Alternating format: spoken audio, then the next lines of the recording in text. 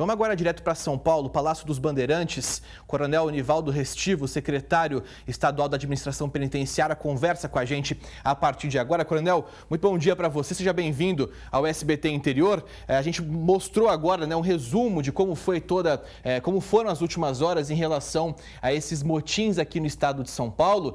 Qual o balanço que o senhor faz em relação a esses casos que nós mostramos? Bom dia. Bom dia, Marcelo. Bom dia a todos os nossos telespectadores. Obrigado pela oportunidade.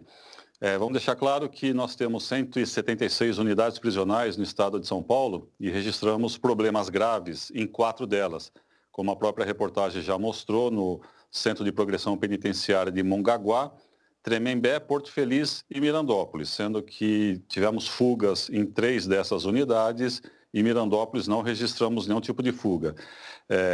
A Polícia Militar, desde o início, nos apoiou na contenção. Os nossos servidores da Secretaria da Administração Penitenciária agiram de maneira muito rápida, muito técnica, com ações revestidas de legalidade para evitar que esse problema se tornasse um problema de maior amplitude. Hoje, nesse instante, todas as unidades operam dentro das condições de segurança, disciplina e ordem no estado de São Paulo. Uma coisa que a gente observou nas reportagens, secretário, em relação ao excesso de presos nessas unidades, como que o Estado tem trabalhado para tentar reverter essa situação que a gente mostra, que é quase uma constante em várias unidades aqui do interior, justamente com presos acima do que a unidade foi projetada? Na verdade, Marcelo, esse é um problema brasileiro, não é um problema de São Paulo. Isso se deve, a meu ver, às atuações firmes dos órgãos de segurança pública do estado de São Paulo que prendem aquelas pessoas que estão cometendo crime. Praticou um fato típico, antijurídico, culpável, que é a definição de crime, essas pessoas potencialmente podem ser levadas às unidades prisionais. De qualquer maneira, é bom saber que aqui em São Paulo nós temos quase 19 mil pessoas que são condenadas e que prestam serviço à comunidade, são penas alternativas, que não estão encarceradas.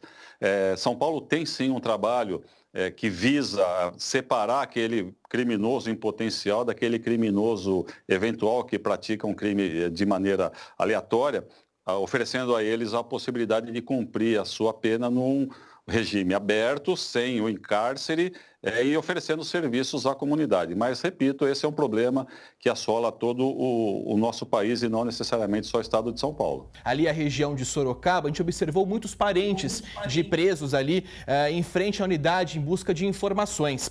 As perguntas que eu faço são 2 para a gente encerrar o nosso bate-papo. Primeiro, como foi feita essa comunicação junto aos presos e às famílias? E segundo, a inteligência da SAP tem trabalhado para evitar motins em outras unidades do estado? Pois não, Casagrande. Todos os presos foram cientificados da decisão de suspender a saída temporária. Isso gerou um descontentamento natural. Quero deixar claro que o preso do regime semiaberto, ele fica numa unidade em que não há barreiras físicas. O que separa os ambientes são telas e não muralhas. A vigilância não é uma vigilância armada, justamente porque o legislador previu uma progressão do regime fechado, regime semiaberto, regime aberto, uma maneira progressiva do infrator ser reinserido no contexto social.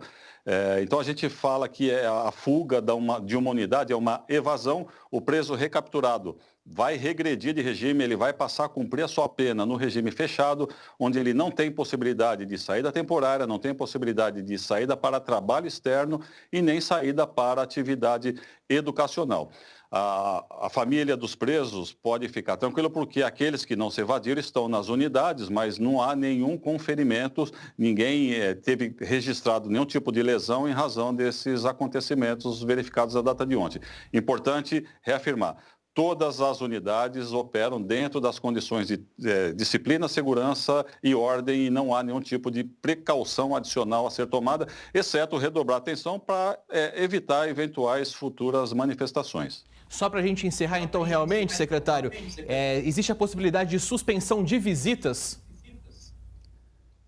Veja bem, Casagrande, o governo do estado precisa agir, não dá para ser omisso diante de tudo aquilo que a gente tem observado no mundo inteiro e particularmente aqui em São Paulo também. Temos inúmeras medidas, são medidas que podem ser complementares, podem ser medidas que substituam uma medida anteriormente adotada. Então, nós continuamos em permanente estudo para adotar aquelas medidas que visam a proteção da população de São Paulo. O governo precisa se preocupar com o interesse público, o interesse comum, em detrimento do interesse individual. Tá certo, secretário. Muitíssimo obrigado pela sua participação, pela disponibilidade e também pelos esclarecimentos aqui para o nosso telespectador do interior de São Paulo. Um bom dia para o senhor, um bom trabalho. Situação, então, trazendo os detalhes aí para você de casa sobre essa questão dos motins que foram realizados aqui na nossa região e em outras partes do estado também.